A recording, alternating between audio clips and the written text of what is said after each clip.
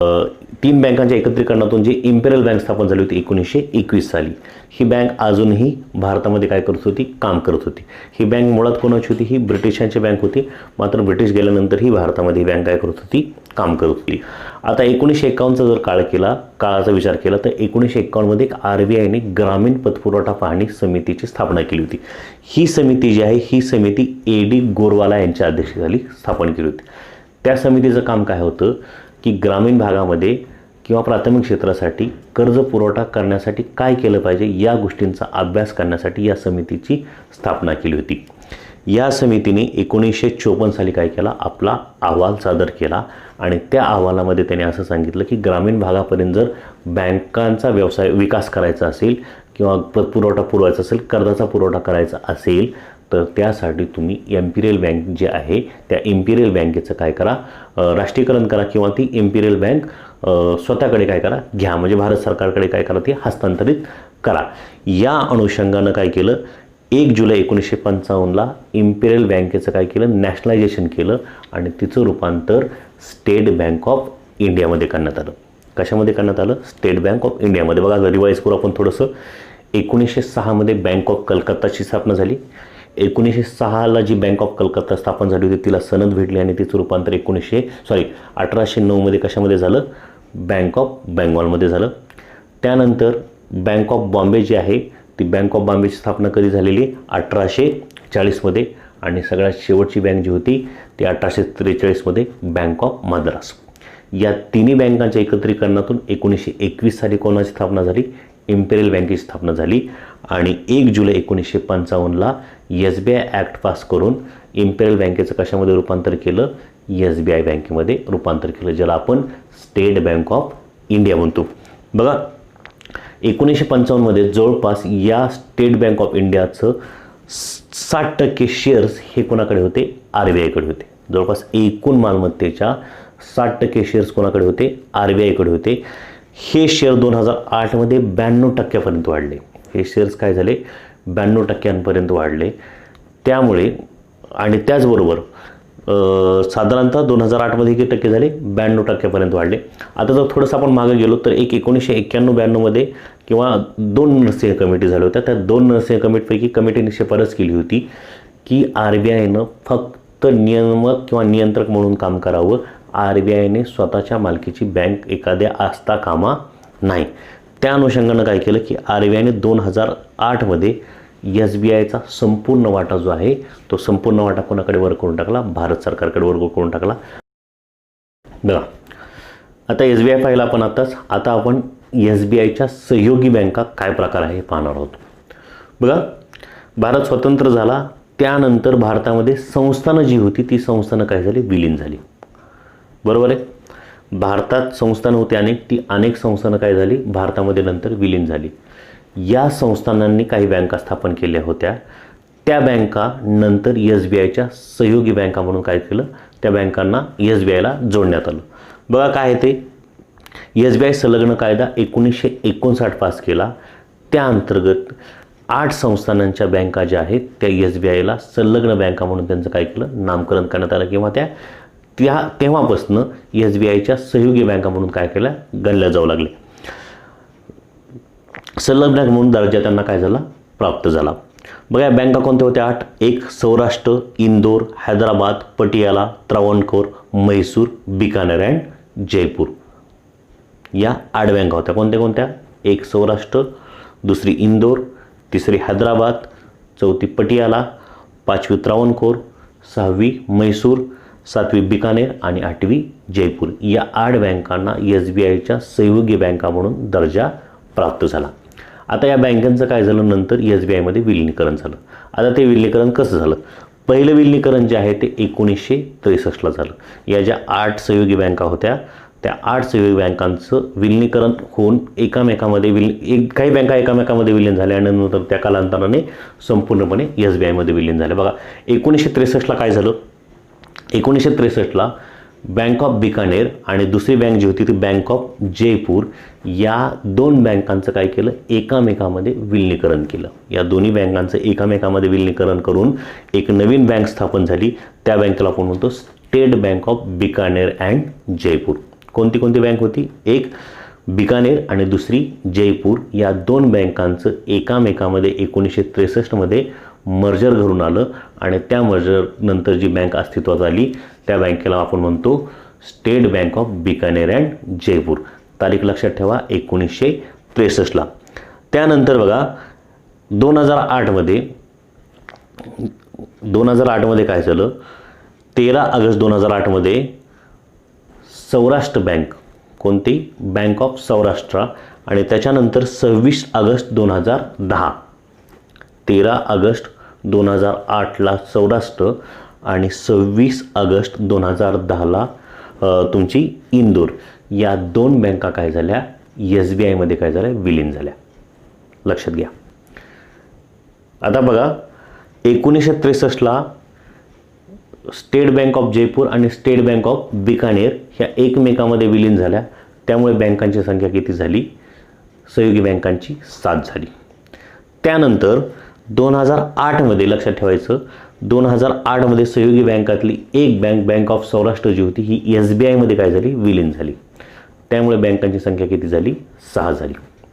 आणि 2010 मध्ये bank of Indore ही पुन्हा SBI मध्ये विलीन झाली. त्यामुळे सहयोगी बँकांची संख्या किती झाली? 2010 मध्ये 5 झाली. ठीक आहे. पुढे बघू आपण आता पुढे काय झालं. पुढे या 5 बँका ज्या सहयोगी बँका राहिल्या होत्या, 5 कोणत्या कोणत्या राहिल्या होत्या? हैदराबाद, पटियाला, त्रावणकोर, म्हैसूर, बिकानेर अँड जयपूर. कोणत्या कोणत्या? हैदराबाद, पटियाला, त्रावणकोर, बिकानेर अँड जयपूर, या 5 बँका राहिल्या होत्या. आणि त्यानंतर एक नवीन बँक स्थापन झाली होती याच काळामध्ये. स्थापन झाली त्या बँकेला आपण म्हणतो महिला बँक म्हणतो. महिला बँक स्थापन झाली होती. ही महिला बँक कशासाठी स्थापन केली होती? ही महिला बँक स्थापन केली होती महिलांचं आर्थिक सबलीकरण करण्याच्या दृष्टिकोनातून. 2013 मध्ये या महिला बँकेची काय केली होती? स्थापना केली होती. आता झालं काय? 1 एप्रिल 2017ला या 5 SBIच्या सहयोगी बँका आणि 5 सहयोगी बँका आणि ही महिला बँक अशा 6ही बँका ह्या पूर्णपणे कशामध्ये विलीनीकरण करून टाकल्या? SBI मध्ये करून टाकल्या. 1 एप्रिल 2017 नंतर या सहयोगी बँकाच्या शाखा कुठेही पाहायला मिळत नाहीत. ज्या ज्या ठिकाणी या सहयोगी बँकाच्या शाखा होत्या त्या प्रत्येक ठिकाणी आता SBIची शाखा आपल्याला पाहायला मिळते किंवा SBIचा आपल्याला बोर्ड पाहायला मिळतो. म्हणजे बघा 1959 पासून जो सुरू झाला होता सहयोगी बँकांचा प्रवास, तो 2017 मध्ये अखेरीस SBI मध्ये काय झाला? विलीन झाल्यामुळे तो संपला. आतापर्यंत आपण काय काय पाहिलं बघा? SBIची स्थापना बघितली. SBIच्या स्थापनेनंतर सहयोगी बँक कायदा बघितला 1959चा. त्यानंतर सहयोगी कायद्या अनुसार 8 बँकांना काय केला? दर्जा प्राप्त झाला सहयोगी बँकांचा. त्यानंतर 1963ला बँक ऑफ इंदोर आणि जयपूर अँड बिकानेरला काय केलं? दोन्ही एकमेकात विलीन झाले आणि बिकानेर अँड जयपूर बँक अस्तित्वात आली. त्यानंतर 2008ला सौराष्ट्र बँक SBI मध्ये विलीन झाली आणि 2010ला तुमची इंदोर बँक कशामध्ये विलीन झाली? SBI मध्ये. त्याच्यामुळे सहयोगी बँकांची संख्या किती झाली? 5 झाली. 2013 मध्ये एक नवीन बँक आली. त्या बँकेचं नाव काय होतं? महिला बँक. महिला बँक कशासाठी आली होती? महिलांचं आर्थिक सबलीकरण करण्याच्या दृष्टिकोनातून. मात्र 1 एप्रिल 2017 मध्ये या सर्व बँका कशामध्ये विलीन करण्यात आल्या? SBI मध्ये. बघा आत्ता आपण SBIची हिस्ट्री पाहिली, SBIच्या सहयोगी बँका पाहिल्या. आता आपल्याला पाहायचं आहे बँकांचं राष्ट्रीयकरण. बँकांचं राष्ट्रीयकरण. बघा आपण स्वतंत्र झालो. स्वतंत्र झाल्यानंतर आपण पहिली जी ग्रामीण पतपुरवठा पाहणी समिती केली होती, त्या समितीने काय रेकमेंडेशन केली होती की इम्पेरियल बँकांचं राष्ट्रीयकरण करा आणि SBI मध्ये रूपांतर करा. या अनुषंगाने SBI मध्ये त्याचं काय झालं? रूपांतर झालं. आता SBIने मोठ्या प्रमाणावरती ग्रामीण भागामध्ये काय केलं होतं? शाखांचा विस्तार केला होता. मात्र आपल्या गरजा ज्या होत्या, कर्जाच्या गरजा असतील किंवा इतर गरजा होत्या, त्या गरजा फुलफिल करायचं काम एकटी SBI करू शकत नव्हती. त्या अनुषंगाने एक विचार समोर आला की ज्या खाजगी बँका आहेत त्या खाजगी बँकांचं जर राष्ट्रीयकरण केलं, नॅशनलायझेशन जर केलं, तर काय होऊ शकतं? याच्यामध्ये शाखा विस्तारामध्ये किंवा अतिरिक्त कर्ज पुरवठ्यासाठी असेल किंवा बँकिंगच्या ज्या गरजा आहेत त्या पूर्ण करण्यासाठी मदत मिळू शकते. या अनुषंगानं 1969 मध्ये काही बँकांचं काय करण्यात आलं? राष्ट्रीयकरण करण्यात आलं. म्हणजे या बँकांवरती सामाजिक बंधने असतील किंवा सोशल कंट्रोल असेल ते घालण्यात आला. आता बघा 1969 मध्ये आपल्याला माहिती आहे पंतप्रधान कोण होते, इंदिरा गांधी होत्या. तर वित्तमंत्री जे होते ते मोरारजी देसाई होते. केलं या राष्ट्रीयकरणात सुरुवातीला एक लक्षात ठेवायचं, मोरारजी देसाईचा काही काळ यांना काय होता, विरोध होता. ही राष्ट्रीयकरणाची कारणे काय सांगण्यात आली. बघा पहिलं कारण काय होतं, आर्थिक सत्तेचं विकेंद्रीकरण करणे. आर्थिक सत्तेचं विकेंद्रीकरण करणे म्हणजे काही ठराविक वर्गापुरती काय झाली ती आर्थिक सत्ता, म्हणजे या बँका काय करत होत्या, काही ठराविक उद्योगांसाठीच काय करत होत्या, काम करत होते. म्हणजे काही लोकच मोठे होणार, दुसऱ्या लोकांना मोठे व्हायचं किंवा त्यांच्याकडे आर्थिक पैसा असेल किंवा इतर गोष्टी असतील त्या बँकांच्या मार्फत सहजपणे पोहोचू शकत नव्हत्या. आता ही व्यवस्था करण्याच्या दृष्टिकोनातून 1969ला जे राष्ट्रीयकरण करण्यात आलं त्याचं एक कारण असंही सांगितलं जातं की आर्थिक सत्तांचं विकेंद्र म्हणजे काही ठराविक लोकांच्या हातातच काय होता, पैसा एकवटला होता किंवा बँकिंग प्रणाली जी होती अडकून बसलेली होती ती काय करायची होती, मुक्त करायची होती. त्या अनुषंगानं बँकांचं राष्ट्रीयकरण करण्यात आलं असं सांगण्यात येतं. त्यानंतर बघा अग्रक्रम क्षेत्रात कर्ज पुरवठा. आता अग्रक्रम क्षेत्रामध्ये कोण येतात, प्रायोरिटी सेक्टर ज्याला आपण म्हणतो, त्या अग्रक्रम क्षेत्रामध्ये कृषी असेल, लघु उद्योग असतील, कुटीर उद्योग असतील, या क्षेत्रांना आपण काय म्हणतो, अग्रक्रम क्षेत्र म्हणतो. या क्षेत्रांना इच्छित कर्ज पुरवठा किंवा अपेक्षित त्यांचा जो कर्ज पुरवठा आहे तो व्हावा या अनुषंगानं काय केलं होतं, या बँकांचं राष्ट्रीयकरण करण्यात आलं होतं. त्यानंतर बघा प्रादेशिक समतोल साधणे. प्रादेशिक समतोल साधणे म्हणजे आता जर विचार केला तर फक्त मुंबईसारख्या किंवा अहमदाबादसारख्या महानगराचा जर विकास होत असेल, इतर महानगराचा विकास होण्यासाठी त्या महानगरामध्ये सुद्धा पैशाची आवश्यकता होती. मग त्या महानगरांचा विकास व्हावा या अनुषंगानं किंवा प्रादेशिक समतोल राहावं, एकच ठिकाणचा किंवा एकाच क्षेत्राचा विकास नव्हता, सर्व संपूर्ण देशाचा विकास व्हावा या अनुषंगानं देखील या बँकांचं राष्ट्रीयकरण करण्यात आलं. त्यानंतर बघा ग्रामीण भागात शाखांचा विस्तार. मी आता सांगितलं तुम्हाला या शाखा ज्या होत्या किंवा या बँका ज्या होत्या, या बँका बेसिकली कोणासाठी काम करत होत्या, भांडवलदारांसाठी काम करत होत्या. या बँकांनी ग्रामीण भागात जावं या अनुषंगानं देखील या बँकांचं काय करण्यात आलं होतं, राष्ट्रीयकरण करण्यात आलं. राष्ट्रीयकरण 19 जुलै 1969ला 14 बँकांचं काय करण्यात आलं, राष्ट्रीयकरण करण्यात आलं. ज्या बँकांच्या ठेवी 50 कोटीपेक्षा जास्त होत्या अशा 14 बँकांचं राष्ट्रीयकरण 19 जुलै 1969ला करण्यात आलं. त्यानंतर 14 मार्च 1980ला 6 बँकांचं काय करण्यात आलं, राष्ट्रीयकरण करण्यात आलं. लक्षात ठेवा 19 जुलै 1969ला 14 बँकांचं राष्ट्रीयकरण करण्यात आलं ज्या बँकांच्या ठेवी 50 कोटीपेक्षा जास्त होत्या.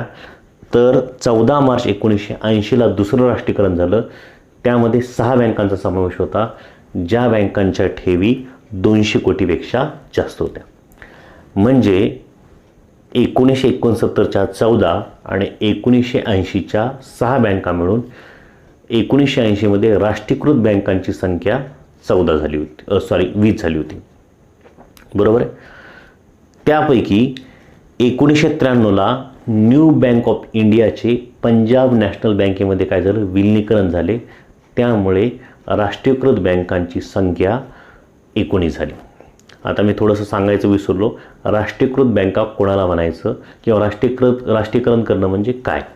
बघा एखादी संस्था जी असेल ती संस्था खाजगी असेल किंवा खाजगी क्षेत्रात त्याची स्थापना झालेली असेल, त्या संस्थेची मालकी हस्तांतरित करून घेणे त्याला राष्ट्रीयकरण म्हणतात. खाजगी संस्थांचं मालकीचं हस्तांतरण कुणाकडे करे, भारत सरकारकडे किंवा सरकारकडे ती संस्था वर्ग करणे.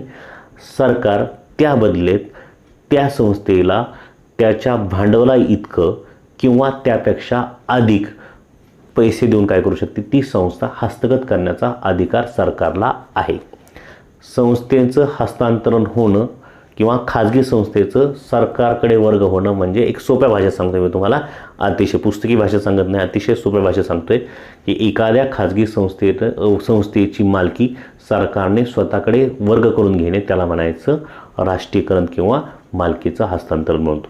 बँकाच्या बाबतीत हेच होतं की ज्या ह्या बँका होत्या, ह्या बँका कुठे स्थापन झाल्या होत्या, खाजगी क्षेत्रात स्थापन झालेल्या बँका होत्या, त्याची मालकी सरकारनं काय केली, स्वतःकडे वर्ग करून घेतली, त्याला आपण म्हणतो राष्ट्रीयकरण. ही राष्ट्रीयकरण किती वेळा झाली, 2 वेळा झाली. 1969ला 14 बँकांचं आणि 1980ला 6 बँकांचं. 1969ला ज्या 14 बँका झाल्या त्या बँका कोणत्या होत्या बघा, Allahabad bank, bank of Baroda, bank of India, bank of Maharashtra, Canara bank, central bank of India, Dena bank, या झाल्या 7. त्यानंतर बघा एक होती ती इंडियन बँक, त्यानंतर Indian overseas bank, Punjab national bank, syndicate bank, UCO bank, union bank, त्यानंतर युनायटेड बँक ऑफ इंडिया, अशा 14 बँकांचं काय केलं होतं 1969ला राष्ट्रीयकरण झालं होतं. बरोबर आहे. आता या पाठ होऊ शकतात का, तर या पाठ होणं थोडंसं अवघड आहे. मात्र फक्त एक ओव्हरलुक करायचा. परीक्षेला शक्यतो अजून प्रश्न विचारला नाही की कोणती बँक कधी स्थापन झाली होती, पण या जर नाही पाठ झाल्या तर ज्या नंतरच्या 6 आहेत त्या पाठ करा. बघा नंतर 1980ला ज्या 6 व्यापारी बँकांचं राष्ट्रीयकरण झालं त्या कोणत्या होत्या. एक Andhra bank, corporation bank, new bank of India. New bank of India जी आहे ती पंजाब नॅशनल बँकेमध्ये 1993ला काय झाली, विलीन झाली. त्यानंतर ओरिएंटल बँक, त्यानंतर पंजाब अँड सिंध बँक आणि शेवटची विजय बँक. या अशा 6 बँक म्हणजे 1969च्या 14 आणि आत्ताच्या 6 अशा टोटल काय झाल्या, एकूण 20 बँका झाल्या. 1993ला न्यू बँक ऑफ इंडियाचं कशात रूपांतर झालं, विलीनीकरण झालं, पंजाब नॅशनलमध्ये बँकमध्ये विलीनीकरण झालं. त्यामुळे या बँकांची संख्या किती झाली, 19 झाली. बघा आत्तापर्यंत आपण काय पाहिलं, भारतातील 1770च्या पहिल्या बँकेपासून ते 1980 पर्यंतच्या नॅशनलायझेशनचा आपण भाग पाहिला. बघा मी थोडंसं रिवाईज करतो. भारतातील पहिली बँक जी होती ती 1770मध्ये स्थापन झालेली हिंदुस्तान बँक, बरोबर आहे. अलेक्झांडर अँड कंपनीने स्थापन केलेली बँक. त्याच्यानंतरच्या 3 प्रेसिडेन्सी बँका, बँक ऑफ बेंगॉल, त्याच्यानंतर बॉम्बे आणि मद्रास, या 3 बँकांच्या एकत्रीकरणातून नवीन बँक स्थापन झाली. बँक कोणती, imperial bank of India. Imperial बँकेचं 1955ला काय कशामध्ये विलीनीकरण झालं, SBIमध्ये विलीनीकरण झालं. SBIमध्ये विलीनीकरण झाल्यानंतर 1959ला SBIची संलग्न बँक कायदा पास करण्यात आला आणि 8 बँका काय करण्यात आल्या, SBIशी संलग्न करण्यात आल्या. त्यानंतर या ज्या 8 बँका होत्या त्या बँकांपैकी 1963ला बिकानेर आणि जयपूर या 2 बँकांचं एकत्रीकरणातून state bank of Bikaner and Jaipur ही एक बँक अस्तित्वात आली. त्यानंतर 2008ला सौराष्ट्र बँक जी होती ती SBIमध्ये विलीन करण्यात आली आणि 2010ला बँक ऑफ इंदोर जी होती ती SBIमध्ये विलीन करण्यात आली. त्यामुळे 2010मध्ये या सहयोगी बँकांची संख्या SBI सह किती झाली, SBI 1 आणि या सहयोगी बँकांची संख्या 5 झाली. त्यानंतर एक नवीन बँक आली 2013मध्ये जी होती महिला बँक. या महिला बँकांचं आणि या SBIच्या राहिलेल्या 6 बँकांचं 2017मध्ये कशामध्ये विलीनीकरण झालं, संपूर्णपणे विलीनीकरण SBIमध्ये झालं. त्यामुळे या सहयोगी बँकांचं अस्तित्व देशातील पूर्णपणे काय झालं, नष्ट झालं. त्याच्या जागी कोण आली, आता एकच बँक आली. ती बँकेचं नाव काय होतं, SBI होतं. त्यानंतर बघा आपण पाहिलं 1969ला बँकांवरती सामाजिक नियंत्रण प्रस्थापित करण्याच्या दृष्टिकोनातून 14 बँकांचं राष्ट्रीयकरण केलं. ज्या बँकांच्या ठेवी किती होत्या, 50 कोटीपेक्षा अधिक होत्या. त्यावेळेस इंदिरा गांधी या देशाच्या पंतप्रधान होत्या आणि मोरारजी देसाई हे वित्तमंत्री होते. त्यानंतर 1980मध्ये अजून 6 बँकांचं राष्ट्रीयकरण केलं ज्या बँकांच्या ठेवी 200 कोटीपेक्षा जास्त होत्या. अशी मिळून एकूण राष्ट्रीयकृत बँकांची संख्या 20 झाली. त्यानंतर 1993ला 1980च्या काळात ज्या 6 बँकांचं राष्ट्रीयकरण झालं होतं त्या 6 बँकांपैकी एक न्यू बँक ऑफ इंडियाचं विलीनीकरण पंजाब नॅशनल बँकमध्ये झालं. त्यामुळे या बँकांची संख्या 19 झाली. विद्यार्थी मित्रांनो, आतापर्यंत आपण 2 राष्ट्रीयकरण पाहिले, 1980 ते 1969 आणि 1980चं. आपण पुढच्या व्हिडिओमध्ये या राष्ट्रीयकृत बँकांची संख्या कशी कशी कमी होत गेली. आता उदाहरणार्थ बँक ऑफ बडोदा असेल, देना बँक आणि विजय बँकाचं बँक ऑफ बडोदामध्ये विलीनीकरण झालं. त्यानंतर अजून 4 बँकांचं विलीनीकरण झालं. ही बँकांची संख्या कमी कमी का होत जात आहे, त्याच्यामागील कारणं आणि त्याच्यामागील कोणती समिती होती त्याचा अभ्यास करणार आहोत.